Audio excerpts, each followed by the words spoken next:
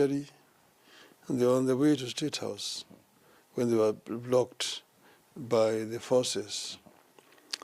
But when they overwhelmed the police, then the regime tried to bring the military. When we protested that military cannot be deployed on civilian population without express authority of Parliament, they went to Parliament and coerced Parliament to pass it. It showed the military on the streets for the first time, which was a very dangerous development. Now they were stalemate at that time, and there was a danger that ultimately the military would come to take over. We were almost on the brink of that happening at that time. But then when that happened, there were speculations as to what was going to happen. The Gen Zs were not able now to come on the streets, and that was actually going to create a state of anarchy in our country. We've seen what has happened in other countries in a similar situation. So in that charged environment, one of my colleagues, President Uhuru Kenyatta, called me. He was in the US, and basically suggested that although he knows I don't want to talk to Mr. Ruto, in the interest of the country, I need to find a way of talking to him. When was this? Pardon? When was this? Immediately after the Gen Z protests?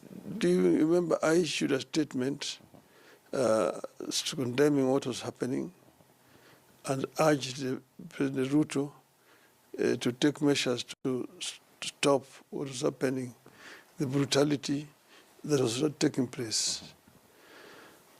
I did not even have to eventually look for Mr. Ruto. He asked to come and see me and agreed that we could talk.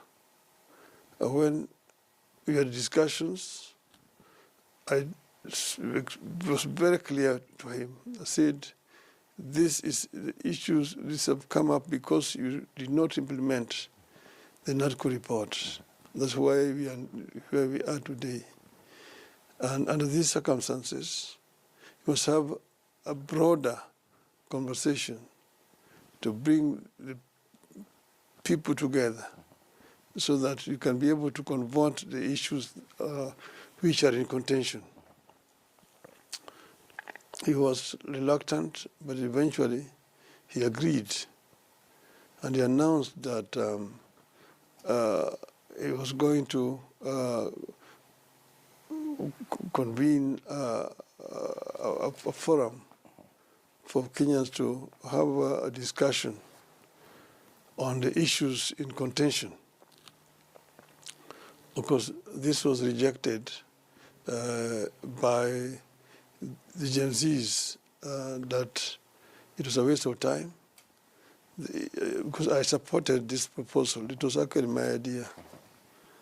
But then they say that, we have had these conversations several times, the issues are clear, that the government just needs to implement what is being demanded. Then Ruto actually came up and said, okay, I'm going to dissolve the cabinet. And I'm also not going to sign the finance bill. I'm referring it back to Parliament. In my view, that is what pricked the balloon.